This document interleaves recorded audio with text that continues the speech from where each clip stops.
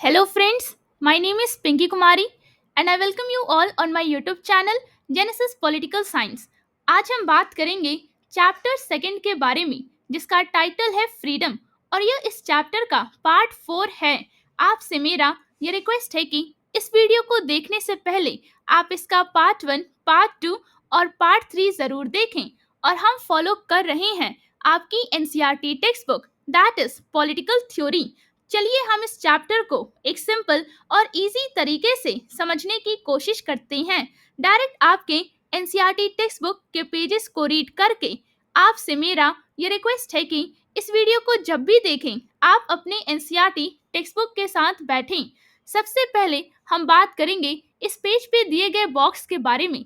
चलिए इस बॉक्स में क्या इंफॉर्मेशन है उसे समझने की कोशिश करते हैं। लेट्स थिंक, आप कह सकते हैं आइए सोचें। The issue of dress code, आप कह सकते हैं ड्रेस कोड का मुद्दा।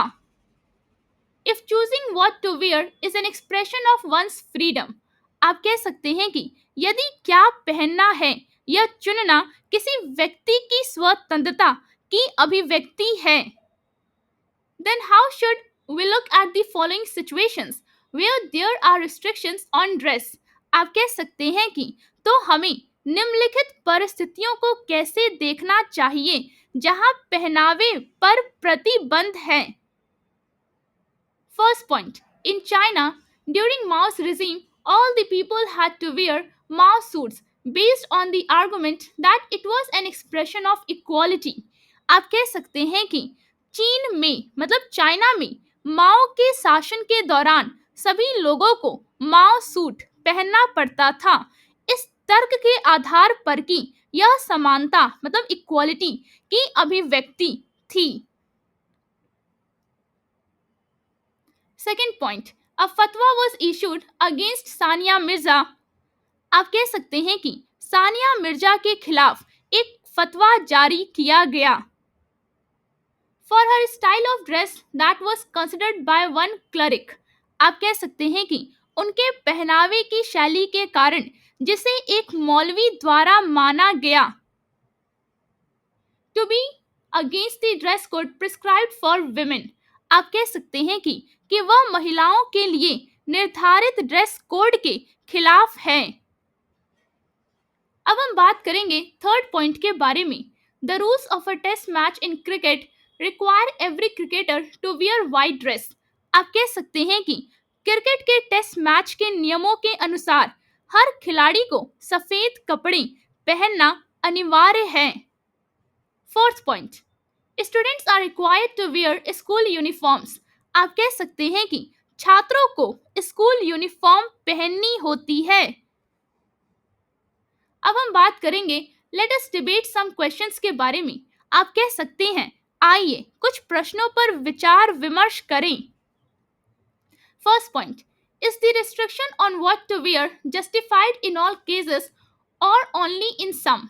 आप कह सकते हैं कि क्या क्या पहनना है इस पर लगाया गया प्रतिबंध सभी मामलों में उचित है या केवल कुछ में। When does it constitute a constraint on freedom? आप कह सकते हैं कि यह कब स्वतंत्रता पर प्रतिबंध माना जाता है। Second point, who has the authority to impose these constraints? आप कह सकते हैं कि इन प्रतिबंधों को लगाने का अधिकार किसके पास है। Should religious leaders be given the authority to issue decrees on dress?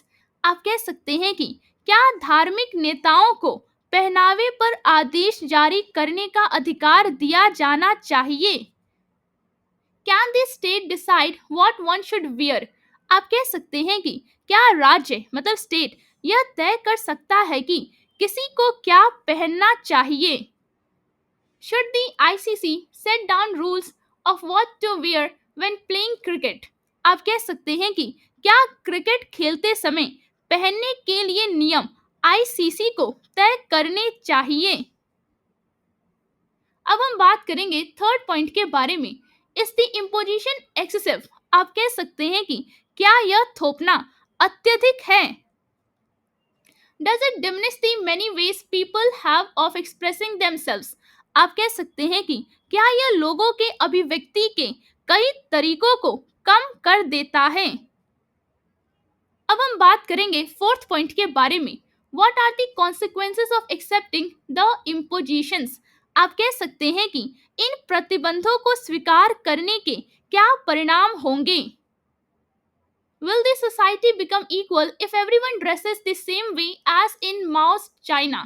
आप कह सकते हैं कि क्या समाज समान मतलब इक्वल हो जाएगा अगर हर कोई माओवादी चीन की तरह एक ही तरह से कपड़े पहने। और are women being denied to participation in sports? आप कह सकते हैं कि या क्या महिलाओं को खेलों में भाग लेने से वंचित किया जा रहा है। If they cannot wear clothes that would help them to compete effectively, आप कह सकते हैं कि अगर वे ऐसे कपड़े नहीं पहन सकती जो उन्हें प्रभावी ढंग से प्रतिस्पर्धा करने में मदद दे। Will the game be affected if cricketers wear colored clothes? आप कह सकते हैं कि क्या खेल पर असर पड़ेगा अगर क्रिकेट खिलाड़ी रंगीन कपड़े पहने।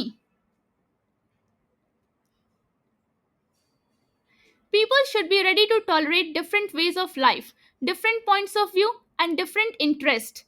आप कह सकते हैं कि लोगों को जीवन के विभिन्न तरीकों, अलग अलग विचारों और विभिन्न हितों को सहन करने के लिए तैयार रहना चाहिए। So long as they do not cause harm to others. आप कह सकते हैं कि जब तक कि वे दूसरों को नुकसान नहीं पहुंचाते। But such tolerance need not to be extended to views and actions. आप कह सकते हैं कि लेकिन ऐसी सहिष्णुता मतलब टॉलरेंस उन विचारों और कार्यों तक नहीं बढ़ाई जानी चाहिए which may put people in danger or foment hatred against them. आप कह सकते हैं कि जो लोगों को खतरे में डालते हैं या उनके खिलाफ नफरत फैलाते हैं। Hate campaigns cause serious harm to the freedom of others.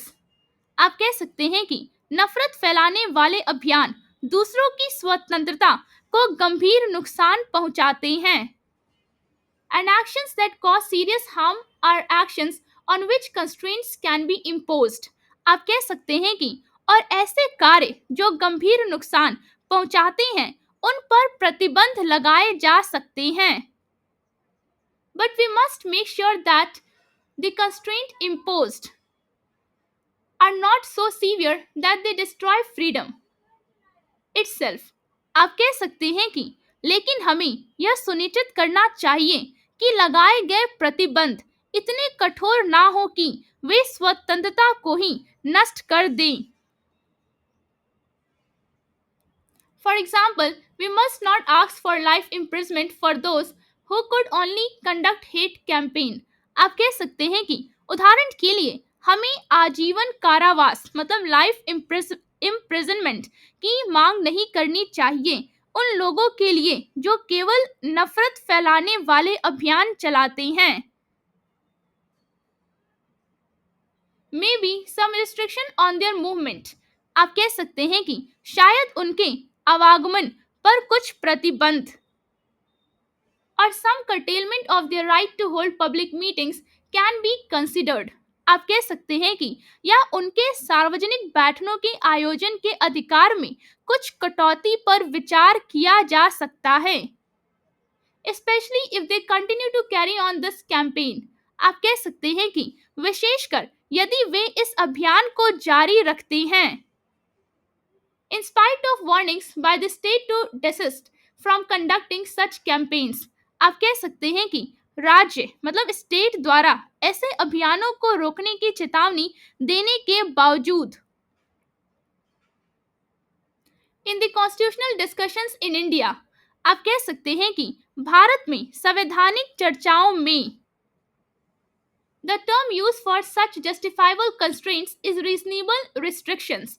आप कह सकते हैं कि ऐसे उचित प्रतिबंधों के लिए प्रयोग किया जाने वाला शब्द है युक्ति संगत प्रतिबंध।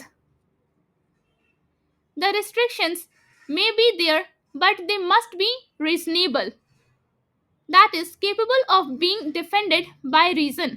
आप कह सकते हैं कि प्रतिबंध हो सकते हैं, लेकिन वे युक्ति संगत होने चाहिए, यानी कि तर्क द्वारा समर्थित हो सकें।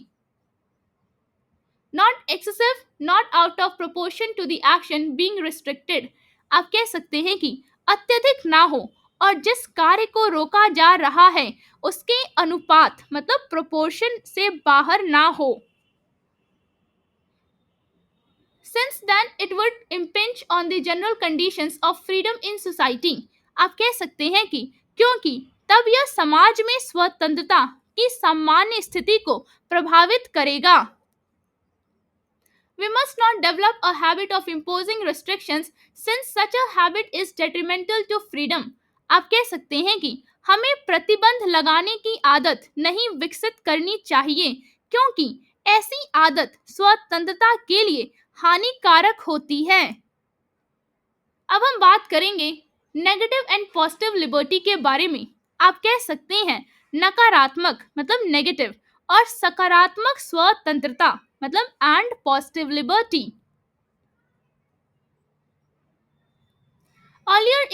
Earlier in the chapter we had mentioned two dimensions of freedom: school freedom as the absence of external constraints and freedom as the expansion of opportunities to express oneself. आप कह सकते हैं कि अध्याय मतलब चैप्टर की शुरुआत में हमने स्वतंत्रता के दो आयामों का उल्लेख किया था। स्वतंत्रता का अर्थ बाहरी बाधाओं का ना होना और स्वतंत्रता का अर्थ स्वयं को अभिव्यक्त करने के अवसरों का विस्तार होना। In political theory, these have been called negative and positive liberty. आप कह सकते हैं कि राजनीतिक सिद्धांत मतलब पॉलिटिकल थ्योरी में इन्हें नकारात्मक मतलब नेगेटिव और सकारात्मक स्वतंत्रता मतलब एंड पॉजिटिव लिबर्टी कहा गया है। Negative liberty seeks to define and defend an area in which the individual would be inviolable, in which he or she could do, be or become whatever he or she wished to do, be or become. आप कह सकते हैं कि नकारात्मक स्वतंत्रता मतलब negative liberty उस क्षेत्र को परिभाषित और सुरक्षित करना चाहती है जिसमें व्यक्ति अटल हो और जिसमें वह जो करना चाहे, जो होना चाहे या जो बनना चाहे वह कर सके, हो सके या बन सके। This is an area in which no external authority can interfere. आप कह सकते हैं कि यह ऐसा क्षेत्र है जिसमें कोई बाहरी अधिकार मतलब एक्सटर्नल अथॉरिटी हस्तक्षेप मतलब इंटरफेयर नहीं कर सकता। It is a minimum area that is sacred and in which whatever the individual does is not to be interfered with. आप कह सकते हैं कि यह न्यूनतम और पवित्र क्षेत्र है जिसमें व्यक्ति जो भी करे उसमें किसी प्रकार की दखल अंदाजी ना हो। The existence of the minimum area of non-interference is the recognition that human nature and human dignity need an area where the person can act unobstructed by others. आप कह सकते हैं कि बिना हस्तक्षेप वाले न्यूनतम क्षेत्र का अस्तित्व इस बात की पहचान है कि मानव प्रकृति और मानव गरिमा को एक ऐसा क्षेत्र चाहिए जहां व्यक्ति बिना किसी बाधा के कार्य कर सके। How big should this area be or what should it contain are matters of discussion and will continue to be matters of debate since the bigger the area of non-interference, the more the freedom. आप कह सकते हैं कि यह क्षेत्र कितना बड़ा होना चाहिए या इसमें क्या शामिल होना चाहिए, ये चर्चा के विषय हैं और आगे भी बहस मतलब डिबेट या फिर वाद विवाद के विषय बने रहेंगे, क्योंकि बिना हस्तक्षेप वाला क्षेत्र जितना बड़ा होगा स्वतंत्रता उतनी अधिक होगी। All we need to recognize is that the negative liberty tradition argues for an inviolable area of non-interference in which the individual can express himself or herself. आप कह सकते हैं कि हमें केवल यह पहचानना है कि नकारात्मक स्वतंत्रता मतलब नेगेटिव लिबर्टी की परंपरा एक ऐसे अटल और अविच्छिन्न क्षेत्र की वकालत करती है जिसमें व्यक्ति स्वयं को अभिव्यक्त कर सकें। If the area is too small, then human dignity gets compromised. आप कह सकते हैं कि यदि यह क्षेत्र बहुत छोटा हो तो मानव गरिमा मतलब ह्यूमन डिग्निटी प्रभावित हो जाती है। We may here ask the obvious question: is the choice of what clothes to wear in different situations, school, playing field, office, a choice that belongs to the minimum area and therefore one that cannot be interfered with by external authority, or is it a choice that can be interfered with by state, religious authority, ICC और CBSE? आप कह सकते हैं कि यहाँ हम एक स्पष्ट प्रश्न पूछ सकते हैं। विभिन्न परिस्थितियों, स्कूल, खेल का मैदान, कार्यालय में क्या पहनना है?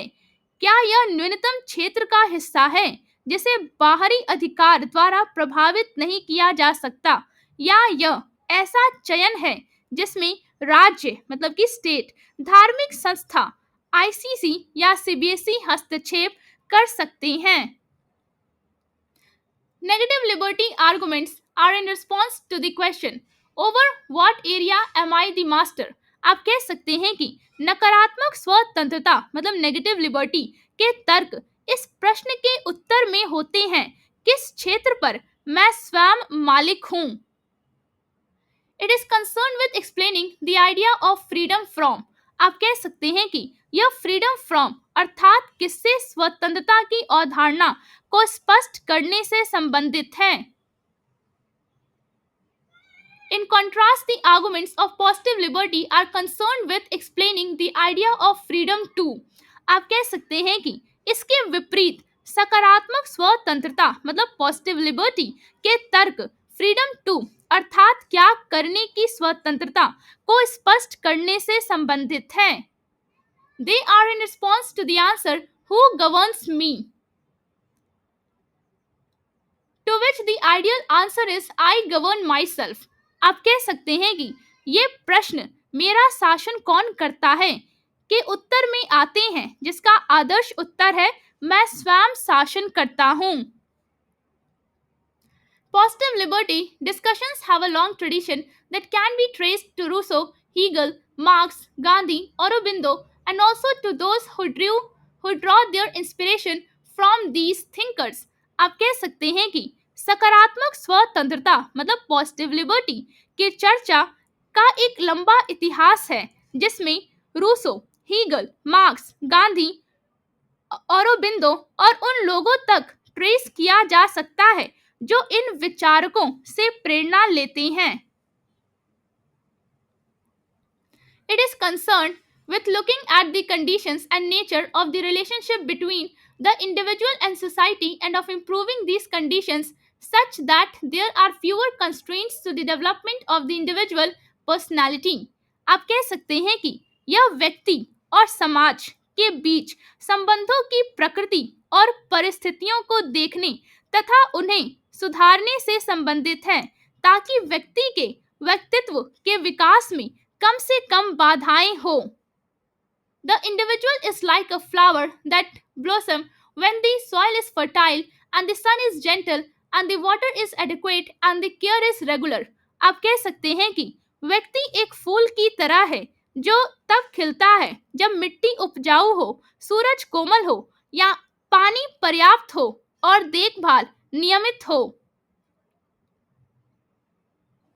The individual to develop his or her capability must get the benefit of enabling positive conditions in material, political and social domains. आप कह सकते हैं कि व्यक्ति को अपनी क्षमता विकसित करने के लिए भौतिक, आप कह सकते हैं मटीरियल, राजनीतिक मतलब पॉलिटिकल और सामाजिक क्षेत्रों मतलब सोशल डोमेन्स में सहायक सकारात्मक परिस्थितियों का लाभ मिलना चाहिए। That is, the person must not be constrained by poverty or unemployment. They must have adequate material resources to pursue their wants and needs. आप कह सकते हैं कि अर्थात व्यक्ति को गरीबी या बेरोजगारी द्वारा सीमित नहीं किया जाना चाहिए। उसे अपनी इच्छाओं और आवश्यकताओं को पूरा करने के लिए पर्याप्त भौतिक संसाधन होने चाहिए। They must also have the opportunity to participate in the decision making process so that the laws made reflect their choices or at least take those preferences into account. आप कह सकते हैं कि उन्हें निर्णय लेने की प्रक्रिया में भाग लेने का अवसर भी मिलना चाहिए ताकि बनाए गए कानून उनकी पसंद को दर्शा सकें या कम से कम उन प्राथमिकताओं को ध्यान में रखा जा सके।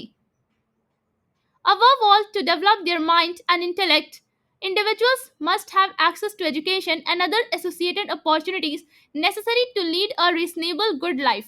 आप कह सकते हैं कि सबसे बढ़कर अपने मन और बुद्धि के विकास के लिए व्यक्तियों को शिक्षा और उन अन्य अवसरों तक पहुंच होनी चाहिए जो एक उचित रूप से अच्छा जीवन जीने के लिए आवश्यक है। Positive liberty recognizes that one can be free only in society, not outside it, and hence tries to make that society such that it enables the development of the individual, whereas negative liberty is only concerned with the inviolable area of non interference and not with the conditions in society outside this area as such.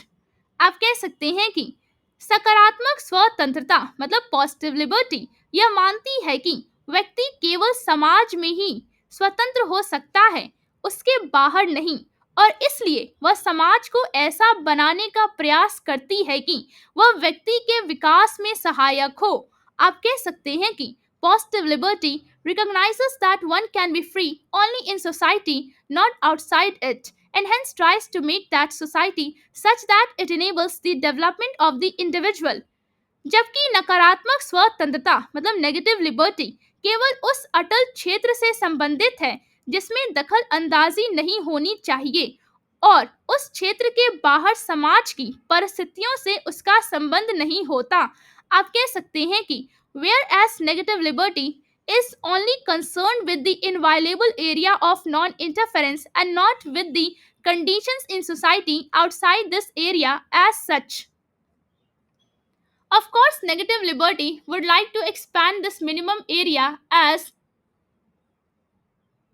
much as is possible, keeping in mind, however, the stability of society. आप कह सकते हैं कि स्वाभाविक रूप से नकारात्मक स्वतंत्रता मतलब नेगेटिव लिबर्टी इस न्यूनतम क्षेत्र को जितना संभव हो उतना विस्तारित करना चाहती है, लेकिन साथ ही समाज की स्थिरता को ध्यान में रखते हुए आप कह सकते हैं कि of course negative liberty would like to expand this minimum area as much as is possible, keeping in mind however the stability of society.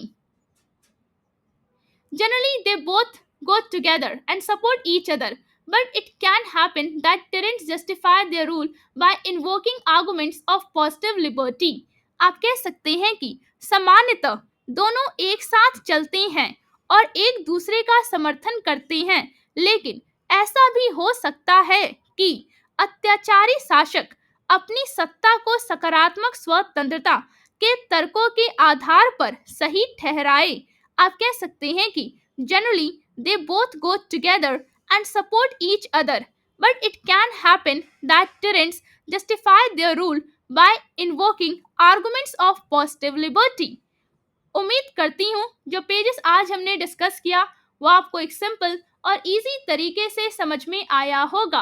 अगर वीडियो अच्छा लगा हो तो लाइक और सब्सक्राइब करना ना भूलिए, शेयर जरूर करें और अपने दोस्तों को भी इस चैनल के बारे में बताइए।